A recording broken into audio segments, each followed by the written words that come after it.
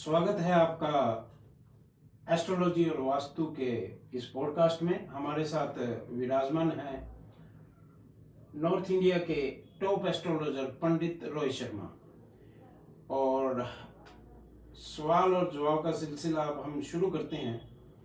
सबसे पहला सवाल है पंडित जी आपसे कि आजकल जो यूट्यूब पर पॉडकास्ट शुरू हुए हैं उसमें आए दिन देखने को मिलता है कि कोई भी एस्ट्रोलॉजर आकर कोई भी उपाय वहां पर बताते हैं और लोग उनको फॉलो करते हैं और वो उपाय करते हैं। मेरा ये सवाल है कि वो उपाय बिना सोचे समझे करने चाहिए या नहीं करने चाहिए और उनका क्या प्रभाव आदमी पर पड़ता है। नमस्कार। पहले तो सभी को स्वागत है इस कार्यक्रम में हमारे। देखिए, आपके जो प्रश्न हैं उनका सिलसिला मुझे पता है कि बहुत लंबा होने वाला है। सबसे पहले जो आपने ये पूछा है कि क्या उपाय पॉडकास्ट देखकर करने चाहिए। पॉडकास्ट नहीं, आप कहीं से भी कोई उपाय वैसे ही बिना देखे अगर करेंगे तो कहीं ना कहीं नुकसान हो सकता है। होता भी है नुकसान और कई बार नहीं भी होता। जो जर्नल उपाय होते हैं, जैसे जर्नल टॉनिक होता है वैसे जर्नल उपाय होते हैं कि उनसे कोई बहुत ज्यादा नुकसान नहीं होता। लेकिन कई बार कुंडली में ऐसे योग बने होते हैं कि अगर हम वो उपाय कर लेते हैं तो जो हमारे साथ बुरा नहीं होने वाला वो भी भयंकर रूप से बुरा हो जाता है। इसलिए हर कोई उपाय नहीं करना चाहिए, चाहे यूट्यूब पर कहीं भी पड़ा हो। तो उपाय एक बहुत महत्वपूर्ण चीज है एस्ट्रोलॉजी में। तो मेरा भी मानना ये है कि उपाय हमेशा कुंडली देखकर ही करना चाहिए। या कोई नग पहनना है वो भी कुंडली देखकर ही पहनना चाहिए। बिल्कुल आपकी सही बात। अब दूसरा बहुत ही महत्वपूर्ण सवाल ये है कि हर शहर में एस्ट्रोलॉजर का भरमार है, बहुत सारे ऑफिस खुले हैं, लेकिन एस्ट्रोलॉजर के पास आदमी तब जाता है जब काफी परेशानी में हो। तो जिस तरीके से जब आदमी बीमार होता है और वो डॉक्टर को सिलेक्ट करता है कि डॉक्टर एमबीबीएस है, एमडी है, किस चीज का वो स्पेशलिस्ट है, तो ऐसे ही अगर आपने को एस्ट्रोलॉजर सेलेक्ट करना हो तो क्या देखना पड़ेगा। देखिए, सबसे पहले तो ये ज्योतिष जो है ये ऐसा ज्ञान है कि ये अनुभव से बढ़ता है। जैसे जैसे आपका अनुभव बढ़ेगा, आपका एक्सपीरियंस होगा, आप उस फील्ड में आपकी पकड़ अधिक हो जाती है। पहली बात तो ये कि एजुकेशन की। देखिए, इसमें एजुकेशन लिए हुए बहुत से लोग मैंने देखे हैं कि उनको बहुत अच्छी एजुकेशन है, बहुत अच्छा ज्योतिष के बारे में उनको ज्ञान है, लेकिन जब वो उसको कुंडली में लागू करते हैं और किसी का कोई उपाय वगैरह बताते हैं तो वहां जाकर के उनकी प्रेडिक्शंस या उनके उपाय वो काम नहीं कर पाते। वो एक तो एक्सपीरियंस मैंने आपको बताया। और दूसरा क्या है कि व्यक्ति को सेलेक्ट करना है। आपने कहा कि ज्योतिष क्या कैसे हम सेलेक्ट करें कि कौन हमारे लिए अच्छा। पहली बात तो आपकी समस्या। अब आपकी समस्या, मान लीजिए आप डॉक्टर की कह रहे हैं कि कौन से डॉक्टर को करें, कि आपको पता होना चाहिए कि आपको हार्ट स्पेशलिस्ट के पास जाना है या घुटनों का दर्द है तो घुटनों के बाद जॉइंट्स पेन वाले डॉक्टर के पास जाना है। ऐसे ही ज्योतिष में भी अलग अलग है कि एक तो वैदिक ज्योतिष है, एक लाल किताब चलता है, भृगु संहिता चलता है। ऐसे बहुत से अलग अलग ज्योतिष के फील्ड है। अब उसमें आपकी समस्या क्या है। बहुत सी जो वैदिक में समस्याएं हैं वो लाल किताब में आकर के वो समस्याएं जो है उनको वो बिल्कुल नॉर्मल मानते हैं कि ये कोई बड़ी समस्या ही नहीं है आपके लिए। जैसे शादी नहीं हो रही, विवाह नहीं हो रहा व्यक्ति का, कुंडली में दोष निकालना सभी को आता है, उसके उपाय निकालने नहीं आते। तो ऐसे व्यक्ति के पास जाएं जो आपको सटीक उपाय बता पाए, ना कि आपका पिछला पहले बताए कि आपके साथ ये हुआ, फिर उसके बाद आपने ये किया, फिर उसके बाद आपका ये होगा। नहीं, आपको डायरेक्ट जो व्यक्ति सही और बिल्कुल सटीक बता पाए उसके पास जाए। नहीं, आदमी अक्सर प्रभावित उन्हीं एस्ट्रोलॉजर से होता है जो कुंडली देखते ही उनको बता देते हैं कि तेरे इतने भाई हैं, तू ये बिजनेस कर रहा है, तेरे जो जो बेटा है वो क्या स्टडी कर रहा है, आप कौन सी जॉब कर रहे हो, आप पैसे कमा रहे हो या नहीं कमा रहे हो, इस समय आपको कौन सी परेशानी चल रही है। तो जब ये आदमी जनरल प्रेडिक्शन करता है तो सामने वाला बहुत जल्दी प्रभावित होता है। लेकिन मुझे आपके साथ रहकर मुझे ये अनुभव हुआ कि ये बहुत आसानी से जो एस्ट्रोलॉजर ये काम आसानी से कर लेते हैं, लेकिन जो मेन काम है, जो उनकी समस्या है, वो तभी सॉल्व होती है जब उसका उस समस्या का सही उपाय बताया जाए। बिल्कुल, यही मैं बता रहा हूँ। अब ने आपको कोई समस्या, कोई भी समस्या आपको लाइफ के अंदर, आपको क्या माइंड में आएगा, कहाँ जाना है, कि पंडित जी के पास जाना है। देखिए, मंदिर में जो पंडित जी पूजा करते हैं, उनका जो कार्य क्षेत्र हमारे कार्य क्षेत्र से अलग होता है। उनका कार्य क्षेत्र वैदिक ज्योतिष का है, और वैदिक में भी वो जैसे पूजा पाठ करवाना, जैसे शादी विवाह करवाना, फेरे करवाना, मंत्र उच्चारण करना, किसी विशेष तरह के उनके पास क्वालिटीज हैं, वो क्वालिटीज हमारे अंदर नहीं है। लेकिन जो व्यक्ति कुंडली की प्रेडिक्शन करना जानता है, हालांकि वो भी जानते हैं, लेकिन एक स्पेशलिस्ट होता है। अब जैसे आपने सुना होगा वशीकरण स्पेशलिस्ट, विदेश यात्रा स्पेशलिस्ट, वो स्पेशलिस्ट क्यों होते हैं? ऐसे एमबीबीएस में तो, जनरल एमबीबीएस तो सभी ने किया। नहीं, ये वशीकरण वगैरह से तो बच के रहना चाहिए, बिल्कुल बच के रहना चाहिए। ये जो वशीकरण जो टीवी पे जो आते हैं ना कि किया कराया, और ये आप जो घर में खिलाया उसको एकदम से हम खत्म कर देंगे, या आपका कोई चमत्कार कर देंगे, तो उनसे हमेशा बच के रहना चाहिए। दर्शकों, मैं आपको भी बता दूं, ऐसे लोग हमारे पास भी आते हैं, मेरे पास बहुत फोन आते हैं कि क्या आप वशीकरण कर सकते हैं? तो मैं उनको जवाब देता हूं कि भाई, अगर वशीकरण जैसी चीज होती, हम कर पाते, तो हम सबसे बड़ा जो देश का सबसे अमीर व्यक्ति है ना, उस पर वशीकरण कर लेते।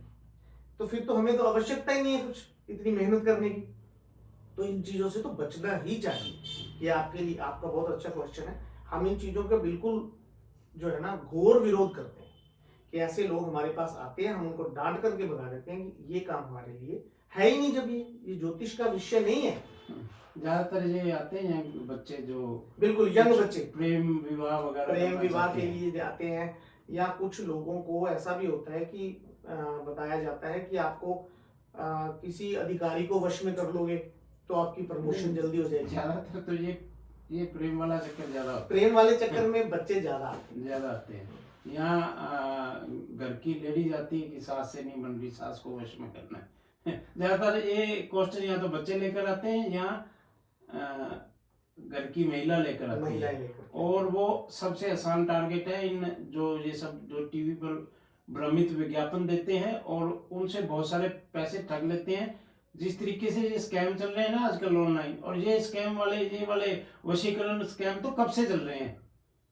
ये स्कैम तो ऑनलाइन अभी आए हैं, ये कब से चल रहे हैं? जब से मतलब ये एस्ट्रोलॉजी का लोगों को पता लगा है। बिल्कुल सही है। चलो, अब दूसरा सवाल ये है कि एस्ट्रोलॉजर के पास कब जाना चाहिए? बिल्कुल सही। देखिए, पहले तो मैं ये बताऊं कि क्या आपको डेंटिस्ट के पास तभी जाना चाहिए जब आपके दांत बिल्कुल खराब हो जाए, या उनकी हेल्थ चेकअप के लिए आपको समय समय पर जाना चाहिए कि हर 1 साल में एक बार तो एटलीस्ट हमें डॉक्टर को, हम डेंटिस्ट के पास जाकर के चेक करवाएं। ऐसे ही एस्ट्रोलॉजर के पास वर्ष में एक बार अवश्य जाना चाहिए भाइयों, क्योंकि वर्ष फल की जो कुंडली होती है उसके अंदर 1 साल का लेखा जोखा आ जाता है कि आपका 1 साल में कौन से ग्रहों की स्थिति आपकी अच्छी होने वाली है, कौन से ग्रह आपको कर सकते हैं खराब। ऐसा नहीं है कि हम बिल्कुल ठीक ही कर सकते हैं। देखिए, ग्रह अपनी चाल चलते हैं, हम उनको रोक नहीं सकते, लेकिन जैसे बारिश को हम नहीं रोक सकते, छाता ले सकते हैं, ऐसे ही ग्रहों की चाल जो चलेंगे उनको रोक नहीं पाते, लेकिन उनको हल्का हम थोड़ा, उनकी जो परेशानी बड़ी आने वाली उनको कम कर सकते हैं। कि एक कीचड़ वाली रोड जा रही है, एक स्मूथ रोड जा रही है, तो हम स्मूथ रोड से जा सकते हैं। रास्ता हमें उतना ही तय करना पड़ेगा। इसलिए भागो मत, डरो मत ज्योतिष से। लोगों को ज्योतिष से डराया जाता है कि ये आपको पैसे ऐंठते हैं, आपको स्टोन डलवा देंगे, महंगे महंगे कर देंगे। शनि 7.5 और राहु, शनि, काल सर्प दोष और राहु, पितृ दोष से बहुत डराया जाता है। इन सब से डराया जाता है अक्सर। देखिए, हमारा जो ये संसार है ना, इसके अंदर हर तरह के लोग, हमारे देश में भी भांति भांति के लोग हैं। हर किसी की जो इच्छाएं होती है वो भी अलग अलग होती है। किसी की इच्छा है कि मुझे धन मिल जाए, किसी की इच्छा है कि मुझे प्रेम मिल जाए, किसी की इच्छा है मुझे घर मिल जाए। तो जब भी कोई हमारे पास आता है तो हम पहले उसकी कुंडली देखने से पहले उसकी जो है उसका जो बॉडी स्ट्रक्चर है, उसकी वाणी है, उसके हाव भाव है, उससे ही व्यक्ति को पहचान लेते हैं कि ये व्यक्ति किस भाव से आया हुआ है और इस व्यक्ति को एक्चुअल में उसकी जरूरत भी है या नहीं। ये मैं, जैसे आप कोई भी मेरे पास आता है, महिला आए, पुरुष आए, बच्चा आए, बड़ा आए, हम कुछ लक्षणों से पहचान सकते हैं कि आपका, जैसे आपकी कुंडली है, आप मेरे पास आएंगे, वैसे मैंने आपकी कुंडली देखी नहीं है कभी, तो मैं आपको 1 मिनट में बता दूंगा कि आपकी जो वाणी है, आपका बोलने का तरीका, आपका एटीट्यूड है, वो जो है वो आपका सिंह लगन को रिप्रेजेंट करता है। तो मुझे नहीं पता कि आपका सिंह लगन है या नहीं, क्योंकि हम पहले कभी मिले नहीं है, लेकिन ऐसा व्यक्तित्व जिन लोगों का होता है उनकी वाणी भी बहुत अच्छी होती है, उनके पास प्रभावशाली वाणी होती है, तर्क शक्ति बहुत अच्छी होती है। फिर वो व्यक्ति हमारे सामने बैठेगा तो हम अपनी कुंडली देखने से पहले उनसे 3 या 4 क्वेश्चन, ऐसे हर कोई एस्ट्रोलॉजर जो एक्सपर्ट है वो उनसे पूछेगा, और वो जो क्वेश्चन है वो हम क्लाइंट्स के सामने पूछते हैं। वैसे नॉर्मली मैं आपको अभी उस पर चर्चा नहीं कर पाऊंगा, लेकिन सामान्य क्वेश्चन होते हैं, फिर भी उन्हीं के अंदर हमें सारा जवाब मिल जाता है उसका। नहीं, ये पंडित जी मेरे साथ ही रहते हैं, मैं इन्हीं के साथ रहता हूँ, तो ये तो जनरल उदाहरण दिया था हाँ, कि कोई आ रहा है आए के तो। पास, तो वो उसके बारे में था। तो एक मैंने आपके साथ रहकर सीखा है, एक तो होता है उपाय, मतलब आप उपाय बताते हो तो उसकी समस्या के अनुसार एक उपाय बताते हो विषोत्तरी दशा के हिसाब से। जैसे शनि की दशा लंबी चल रही है, 20 साल की शनि की दशा है, शुक्र की दशा भी बहुत लंबी चलती है, शनि के 19 वर्ष की। हाँ, तो ये बहुत लंबी दशा है। एक तो ये उसमें होता है, एक अभी आपने बताया ना इस साल आपका क्या चल रहा है, तो विषोत्तरी दशा में जो प्रत्यंतर दशा चलती है उस समय शनि में कौन सा ग्रह विराजमान है, जैसे शनि में केतु है या शनि में शुक्र है, तो उसको देखकर आप उपाय बताते हो। तो ये एक साधारण भाषा में आप बताओ कि ये विषोत्तरी दशा और उसके अंदर प्रत्यंतर दशा ये क्या होती है। जिस प्रकार से घड़ी होती है, घड़ी के अंदर एक जो है एक बड़ी सुई होती है, उसके बाद एक छोटी होती है, फिर एक छोटी होती है।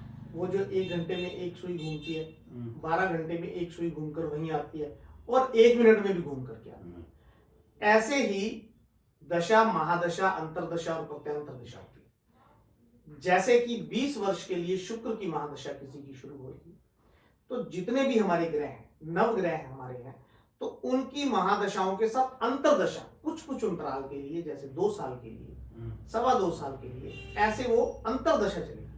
फिर उसका सेकंड वाला भाग देखें, जो सेकंड की सुई है, उसमें आ जाती है प्रत्यांतर दशाओं से आगे की दशाएं, छोटी छोटी दशाएं। अब उससे प्रेडिक्शन क्या की जाती है, किसी व्यक्ति को विदेश जाना है और उसको 1 या 2 महीने का ही टाइम है। अब उसमें वो पूछ रहा है हमसे कि बड़ा इंपॉर्टेंट टाइम है जब वो ग्रह की चाल एग्जैक्टली। अब वो उस व्यक्ति तभी आप बताते हो कि आपने विदेश यात्रा जाना है, तो अभी आप 3 महीने रुक जाएं। कई जो आपके पास क्लाइंट आते हैं उनको बताते हो, जब जैसे सितंबर या अक्टूबर में जब समय आएगा तब ये उपाय कर लेना, आप विदेश चले जाओगे, और वो चले भी जाते हैं। तो ये खेल है दशा में अंतरदशा का ये खेल है। जैसे साधारण भाषा में बताऊं, किसी का शनि बहुत मजबूत चल रहा है जी, तो उसमें उसका समय बहुत अच्छा चल रहा है, तो अच्छा चलते चलते थोड़ी सी उसमें परेशानी आ गई, तो मैंने आपके साथ रह के ये सीखा है। तो अंतरदशा आप देखते हो कि शुक्र शनि की दशा तो चल रही है, लेकिन इस समय प्रत्यंतर दशा में कोई और ग्रह आ गया जो उस कुंडली में शनि के साथ जो है ना, उसका जो है संबंध जो है वो सही नहीं है इस समय में, 2, 3, 4, 5 महीनों तक। तब आप उस समय में वो उसको क्लाइंट को वो उपाय बताते हैं। तो कुंडली में समय भी बहुत इंपॉर्टेंट है, कब कौन सा किस समय क्या उपाय करना चाहिए और किस समय कौन सा नग पहनना चाहिए। अब ये है सर, देखो ये है डिटेलिंग। अब आमतौर पे पॉडकास्ट पे आके ना कोई भी उपाय बता देते हैं कि ये नंबर लिख लो, ये रंग पहन लो, तो ये सब जनरल उपाय हैं। उपाय असल में वो होते हैं जो कुंडली देखकर दशाओं और अंतर्दशाओं और कुंडली में कौन से ग्रह कहाँ बैठे हैं उसका पूरा अध्ययन करके बताया जाता है। उसमें समय लगता है पंडित जी को एक कुंडली का अध्ययन करने में। आजकल कंप्यूटर सॉफ्टवेयर आ गए हैं, कई बार तो बहुत जल्दी ये उपाय बता देते हैं, लेकिन कई बार जब पेज फंस जाता है तो काफी समय भी पंडित जी लेते हैं। बिल्कुल। वैसे देखिए, कभी भी 1 मिनट में या 5 मिनट में कुंडली नहीं देखी है। मेरे एक्सपीरियंस में मैं तो नहीं देख पाता।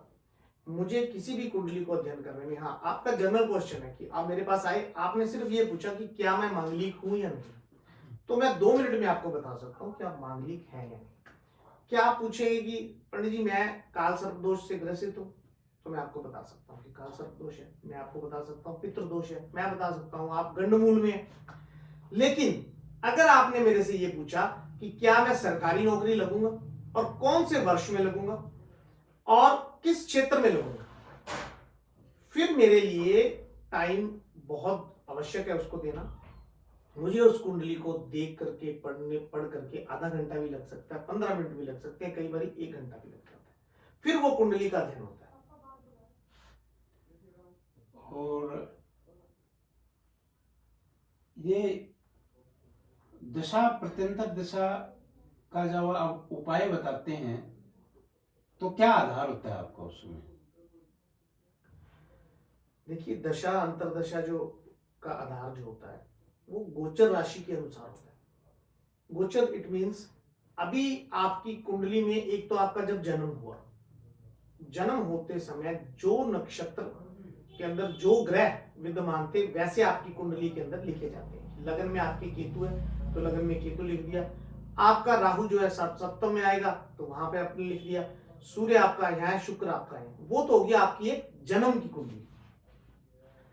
जन्म की कुंडली में तो आपके शनि की महादशा चल रही है, लेकिन उसके बाद आपकी जो चल रही है, मान लीजिए अन्य कोई दशा या आपने किसी कोई भी दशा चल सकती है। अब उसमें आप मेरे से प्रश्न पूछेंगे तो मैं आपकी जन्म कुंडली लगन कुंडली से नहीं बताऊंगा, मैं आपको बताऊंगा गोचर की कुंडली से। क्योंकि प्लैनेटरी जो अभी चल रहा है सिस्टम, उसमें आपका सूर्य कहां पर बैठा है उसके अकॉर्डिंगली मैं आपको बताऊंगा। मेरे को ये बताओ कि आप जिस तरीके शनि की दशा चलती है 20 साल है, ये शुक्र की आप 19 साल शनि की दशा चलती है, 20 साल शुक्र की दशा चलती है, तो उसमें प्रत्यंतर दशा में लगभग जो समय होता है दूसरे ग्रह वो 1 साल 2 साल 6 महीने इतना ही होता है। सबसे लंबा समय किसका होता है? 2.5 साल तक होता है। 2.5 साल में जो है अंतरदशा से, महादशा से अंतरदशा में एक ग्रह से दूसरा ग्रह प्रवेश करता है। अब मेरे को ये बताओ कि सबसे बड़े दोष कुंडली में क्या होते हैं? जैसे पितृ दोष, मांगलिक दोष, कालसर्प दोष, ये कितने प्रकार के दोष जो सबसे मेजर दोष हैं जिससे लोग डरते हैं और क्या उनसे डरना चाहिए? जी देखिए, दोष तो कुंडली में बहुत से होते हैं। मेजर दोष, बड़े दोष, बड़े जो दोष होते जो हैं बहुत दुख देते हैं आदमी को, बहुत परेशानी, जिसके बाद जब वो दोष की वजह से आपके पास ज्यादातर लोग आते हैं उनके। देखिए, वैदिक ज्योतिष में और लाल किताब, मैंने दोनों की स्टडी की है। वैदिक ज्योतिष में जिनको बहुत बड़ी परेशानी और बहुत बड़े ग्रहों के योग माना जाता है, लाल किताब में दूसरे अन्य ग्रहों के युतियों के साथ जो योग बनते हैं उनको बहुत प्रभावी माना जाता है, खराब तरीके से। तो मैं दोनों को बताता हूँ। हाँ, दोनों को बताएं। अब आपको मैं बताऊंगा कि अगर आपकी कुंडली में वैदिक तरीके से काल सर्प दोष है तो काल सर्प दोष वाला व्यक्ति अक्सर लाइफ के अंदर स्ट्रगल करता है। सभी नहीं, 12 तरह के काल सर्प दोष हैं, जिसमें से 6 तरह के काल सर्प दोष भयंकर तरह से परेशान करते हैं और 3 तरह के काल सर्प दोष मध्यम होते हैं और 3 तरह के काल सर्प दोष ऐसे होते हैं जो व्यक्ति को फर्श से लेकर अर्श तक पहुंचा सकते हैं। जैसे कि आपने बहुत से लोगों की कुंडलियां मैं आपको अध्ययन करके बता सकता हूं कि उनके अंदर काल सर्प दोष था, लेकिन काल सर्प दोष होते हुए भी वो बहुत ऊंचाई पर पॉजिटिव काल सर्प दोष, पॉजिटिव काल सर्प दोष से उनको फायदा भी होता है। तो इसलिए कुछ योग ऐसे होते हैं जो बहुत भयंकर होते हैं, लेकिन तब होते हैं जैसे कि शापित दोष होता है। अब शापित दोष किसी भी व्यक्ति को ठीक नहीं हो सकता। शनि और राहु की युति मान लीजिए आपके केंद्र स्थान में है मित्रों, टेक्निकली मैं आपको ज्यादा कंफ्यूज नहीं करूंगा। कहीं भी आप अपनी कुंडली में देखें, अगर किसी एक ग्रह के अंदर शनि और राहु एक साथ बैठे हैं, फोर्थ में बैठे हैं, केंद्र में, फर्स्ट में, 10th में, 7th में, तो आपके साथ जीवन में अनहोनी घटनाएं घटेंगी। अचानक किसी की मृत्यु का समाचार आपको अक्सर मिलता रहेगा। अचानक आपकी हेल्थ इशू कोई ना कोई आ जाएगा। अचानक आप पर कोर्ट केस हो जाएगा, लड़ाई झगड़ा हो जाएगा। ये शापित दोष बहुत बड़ा दोष है। इसके साथ पितृ दोष बहुत बड़ी समस्या है।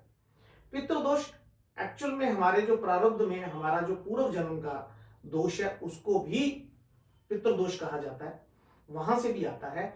और हमारे पूर्वज हैं, हमारे दादा परदादा, उन्होंने कोई ऐसा दोष किया हो, उसका पितृ दोष भी हम पर आता है।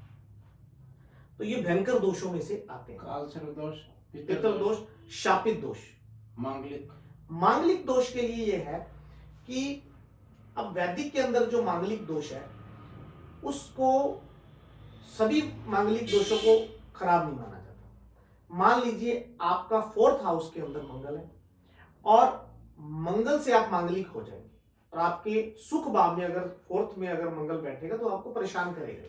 लेकिन यदि उसी मंगल पर किसी शुभ ग्रह की दृष्टि पड़ती है, जैसे कि बृहस्पति की है, या खराब शनि की भी दृष्टि पड़ती है, तो उतना वो इफेक्टिव नहीं रहता था। मांगलिक दोष को तभी इतना प्रभावी माना जाता है यदि दोनों की कुंडलियों के अंदर मांगलिक दोष ना हो। एक मांगलिक व्यक्ति दूसरे मांगलिक व्यक्ति से ही इसीलिए शादी करवाई जाती है कि उनकी जो ऑरा होती है, उनकी जो मंगल की एनर्जियां होती हैं, वो आपस में एक दूसरे के साथ एडजस्टमेंट बिठा सकती है। क्योंकि एक व्यक्ति बिल्कुल डाउन स्थिति में मंगल और एक का प्रबल होगा, तो वो व्यक्ति के अंदर एक दूसरे को दबाने की, परेशानी करने की, दिक्कतें करने की आएगी समस्या। इसलिए मंगल को बहुत ज्यादा मैं महत्वपूर्ण नहीं मानता। हाँ, बहुत लोग डराते हैं कि आप पर शनि की 7.5 है, आप पर शनि का ढैया चल रहा है, आपको तो परेशानियां ही परेशानियां आएंगी। ऐसा कुछ नहीं है। शनि के ढैया और शनि की 7.5 में बहुत लोगों को बहुत पैसा मिलता है और अपार धन मिलता है। मैंने ऐसे लोगों को ऐसे उपाय बताए हैं, बिल्कुल नॉर्मल कुंडली देख करके, बिना कुंडली की जर्नल प्रेडिक्शन नहीं बता रहा, कि उनको जैसे ही शनि की 7.5 शुरू हुई, मैंने उनको उपाय बताया, और वो जिनके पास प्रॉपर्टी के नाम पर 1 रुपए की प्रॉपर्टी नहीं थी, 7 साल में उनके पास इतनी प्रॉपर्टी आ गई कि उनसे संभाली नहीं। ऐसे मैंने उपाय करवाए उनसे। बड़ा लंबा विषय है ज्योतिष, और बहुत से सवाल है मेरे पास, लेकिन वो और पॉडकास्ट करेंगे, उनमें भी आएंगे। तो कई बार देखा है कि जैसे घर में बेटी का जन्म हुआ, उसकी किस्मत बदल गई। कईयों की शादी के बाद किस्मत बहुत बदल जाती है, कईयों की शादी के बाद खराब भी हो जाती है। कई लोग जैसे कपड़े का व्यापार करते हैं, वो चल जाता है। कई लोग कपड़े का व्यापार करते नहीं चलता। मतलब एक उदाहरण के तौर पे कपड़े का व्यापार कर रहा हूँ, कोई लोहे का व्यापार करता है। किसी को आप बताते हैं कि अगर आप मिनरल वाटर का काम कर लें, जो आजकल वाटर सप्लाई चलती है, तो आपके लिए बहुत बेस्ट है। तो कोई व्यापार करते समय आपके कुंडली कब दिखानी चाहिए? जब व्यापार शुरू करना हो उस समय, या उसके बाद भी दिखा सकता है।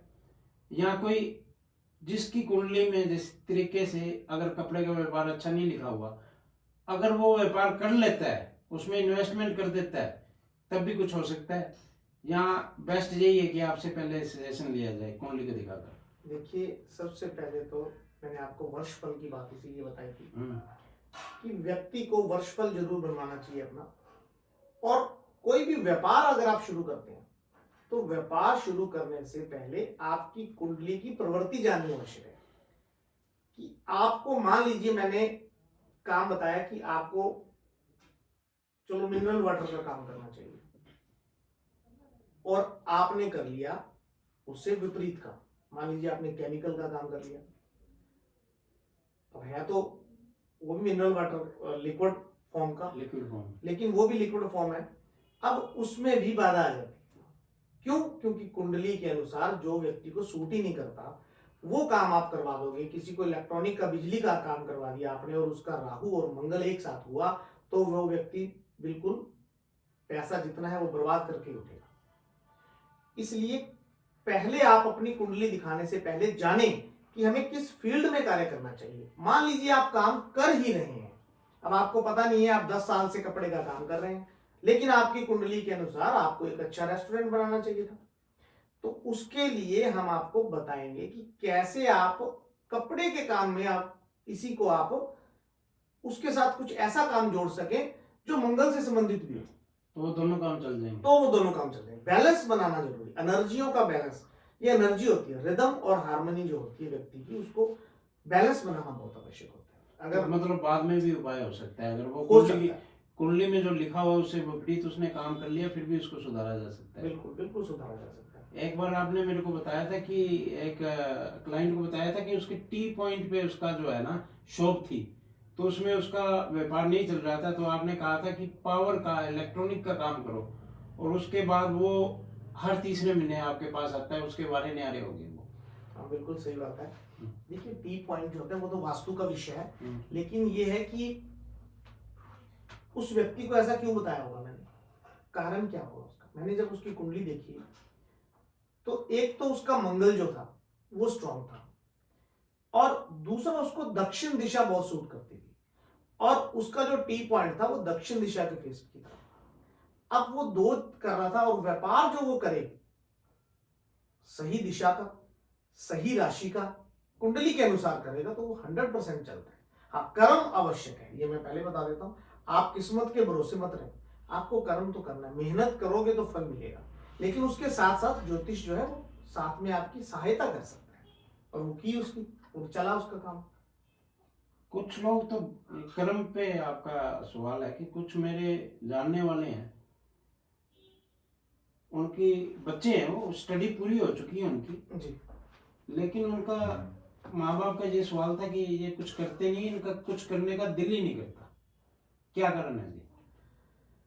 देखिए अगर तो हम एस्ट्रोलॉजिकली देखें, इसमें भी दो बातें आ जाती है कि व्यक्ति फिजिकली वीक है, मेंटली वीक है। नहीं, मेंटली बहुत स्ट्रांग है, बहुत अच्छा वो एक अलग विषय हो जाता है। ज्योतिष के अनुसार एग्जाम में अच्छे नंबर भी आए हैं, लेकिन अब वो घर पे बैठा है, कहता मन उचाट है, कुछ करने का दिल नहीं कर रहा। ऐसे में कुंडली के अनुसार मैं बताऊं तो व्यक्ति का चंद्रमा खराब हो जाता है, उसका मन जो होता है वो हमेशा डोल माइंड रहता है। पहली बात तो ऐसे व्यक्ति जो होंगे पहले सोचेंगे हाँ आज मैं ये करूंगा, कल वो दूसरा काम ढूंढेंगे।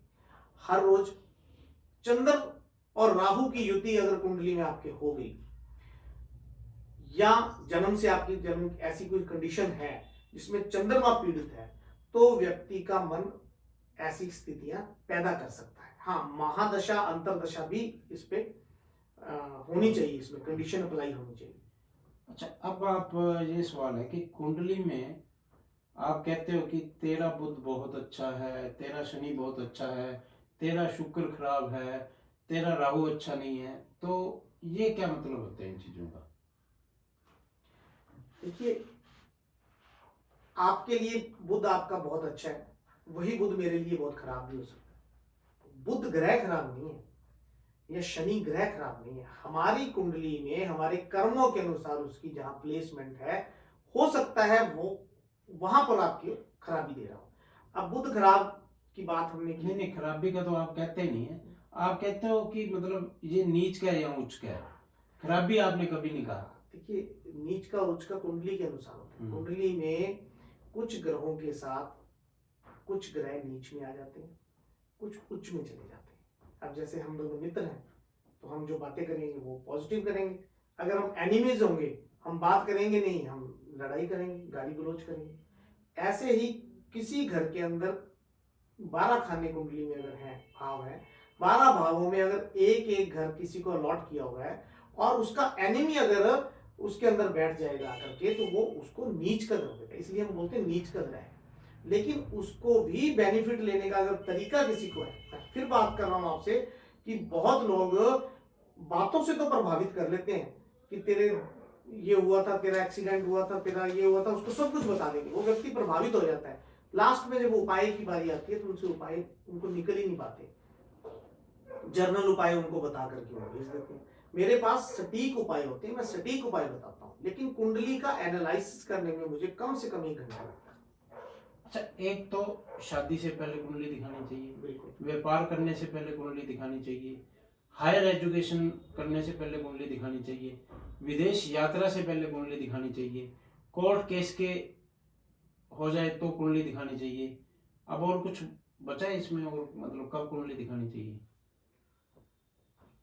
जब व्यक्ति का जन्म होता है हम्म, बच्चे का, तो सबसे पहले उसकी कुंडली दिखानी चाहिए। अच्छा, मतलब कहते हैं कि भाई कई बार तो मैंने सुना है कि ये बच्चे का अभी उम्र नहीं है कुंडली दिखाने की। नहीं, हाँ, आपको बच्चे की सबसे पहले कुंडली जब जन्म होता है, वैसे उपाय 7 वर्ष के बाद करना अच्छा, चाहिए। उपाय 7 वर्ष के हाँ, बाद। कुंडली दिखानी चाहिए, और अगर कुछ ऐसी परेशानी है तो उसको उपाय करना भी पड़ता है। अब जैसे कि कहना नहीं चाहता मैं, बहुत कुंडलियां मैं देखता हूं जिसमें बच्चों की वो कुंडली लेकर के आते हैं, उसमें अल्पायु योग होता है।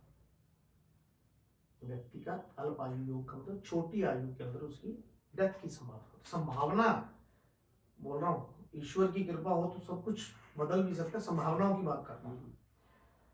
तो इसलिए कुंडली जन्म से ही दिखानी चाहिए। लेकिन बहुत लोग हमारे पास ऐसे आ जाते हैं कि आज ही हमें बता दो जी हमारा बच्चा क्या बनेगा, एमबीबीएस करेगा, इंजीनियर बनेगा, उसके उपाय भी बता दो, अभी से शुरू कर देते हैं। वो गलत है। समय आने पर ही उपाय करने चाहिए। सही समय पर, कहते हैं कि जब लोहा गर्म हो तभी उस पर हथौड़ा मारा जाए तो वो लोहा शेप ले पाता है। तो जल्दबाजी में किए गए उपाय भी नहीं करने चाहिए, और एक साथ 3 ग्रहों से ज्यादा के उपाय भी नहीं करने चाहिए। आपने देखा है बहुत लोग, एक व्यक्ति मेरे पास एक पेंडेंट लेकर के आया जिसके अंदर 9 ग्रहों के सभी रत्न जुड़े हुए थे। 9 के 9 उसने रत्न अपने गले में डाले हुए थे। अब मुझे ये बताइए कि 9 के 9 ही जब उसने डाल लिए, तो नेगेटिव भी डाल लिए, पॉजिटिव भी डाल लिए, तो इफेक्ट क्या करेगा उसमें? ये तो वो बात होगी कि आपका थोड़ी सी एसिडिटी हुई तो आपने जाके एंटासिड ले लिया, हाँ। और उससे जब ज्यादा खराब स्थिति हुई तब भी आप एंटासिड अपनी मर्जी से दवाई ले रहे हैं। मतलब फॉरेन में तो आपको प्रेस्क्रिप्शन चाहिए, लेकिन यहाँ इंडिया में तो कोई भी दवाई आप जाके मेडिकल स्टोर से ले सकते हैं। ये कुछ वैसा ही हुआ। वैसे ही हो। अच्छा। और इससे परेशानियां बढ़ भी जाती हैं लोगों की। मैंने ऐसे ऐसे लोगों का, एक मैं आपको उदाहरण बताता हूँ। कुछ समय पहले कुछ लोग मेरे पास आए, पार्टनर थे वो। उन्होंने अपने व्यापार में एक जगह तिजोरी, पैसे की तिजोरी थी, वो रखनी थी, सेफ रखना था कि ऑफिस में पैसे रखने के लिए हमें चाहिए, कि हमें हमारा काम है, हम रोज मजदूरों को बांटते हैं, हम लोग डील करते हैं, तो 10 20 50 लाख रुपया हर रोज हमें डील करना होता है, तो हमें वो सेफ बनाना है।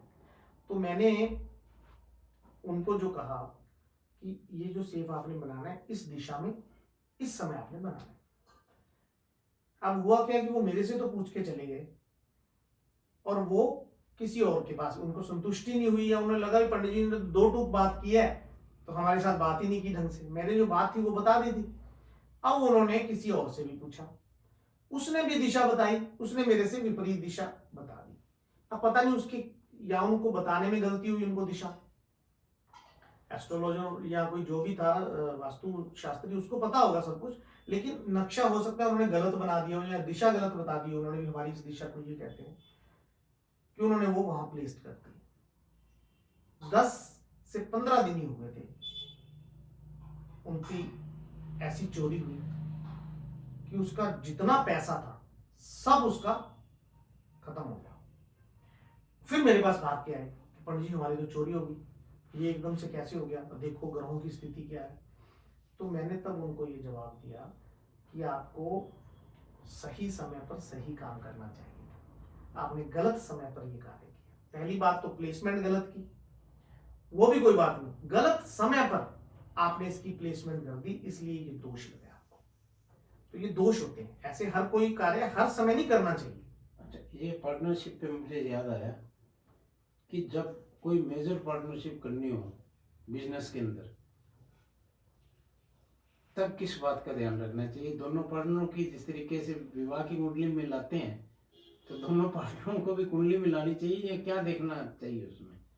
ये मतलब पार्टनरशिप भी बहुत इम्पोर्टेंट, जिस तरीके से शादी में 2 लोग साथ में आते हैं, तो पार्टनरशिप भी बहुत लंबी चलनी होती है। और बहुत ही इम्पोर्टेंट है।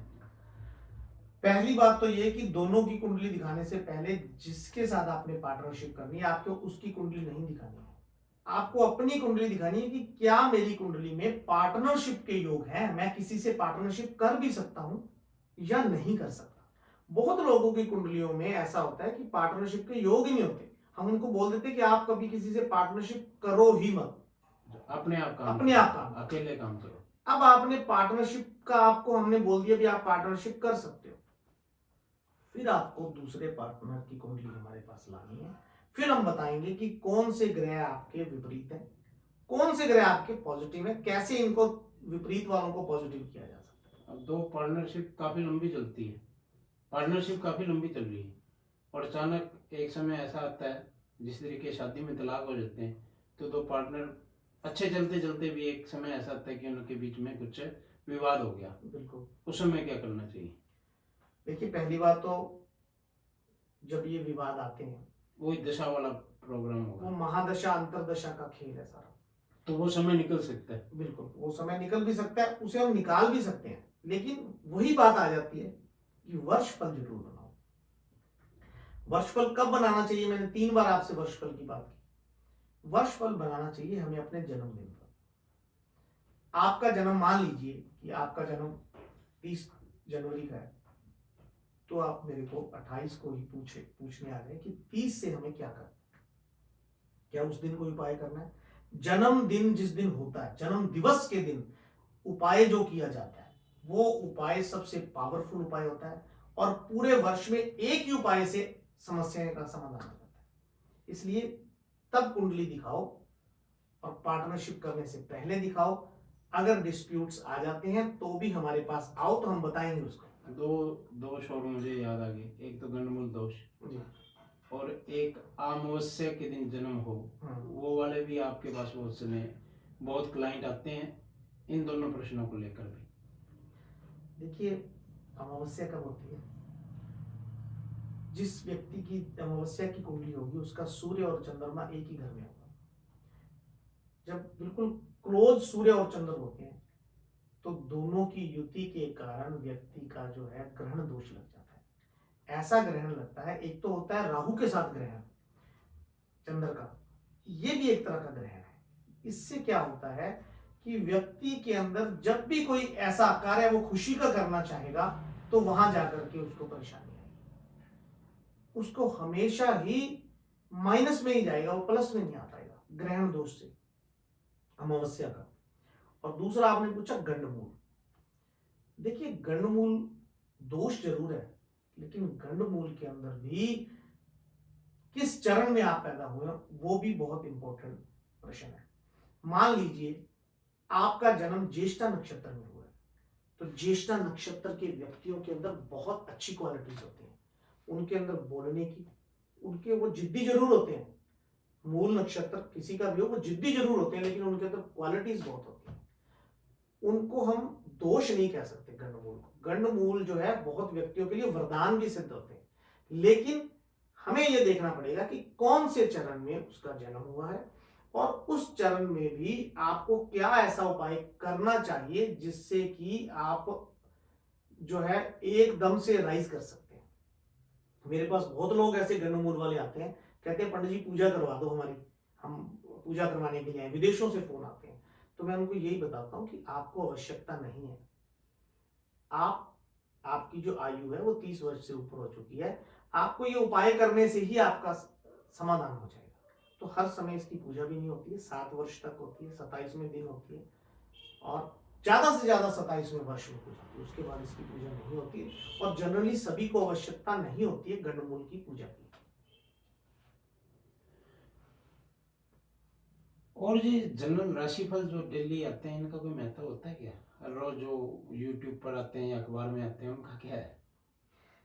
देखिए हजारों लोग एक ही राशि के हैं और सभी के लिए वही बात सटीक नहीं बैठ सकती। अब मैं आपको जो उपाय बताऊंगा वो आपकी कुंडली के अनुसार बताऊंगा, और एक आपको मैंने बता दिया कि मेष राशि वालों को आज चारा डालना चाहिए सबको, तो वो जनरल उपाय है, उसका नुकसान तो कुछ भी नहीं है। लेकिन हर किसी को उसका बेनिफिट भी नहीं मिल पाता। इसलिए ये दैनिक जो राशिफल होता है, मुझे इस पे बिल्कुल वो नहीं है। अभी आप कुछ जनरल उपाय बता सकते हैं, मतलब जो जनरल हो, बिना कुंडली देखे भी लोग कर सकते हो, तो वो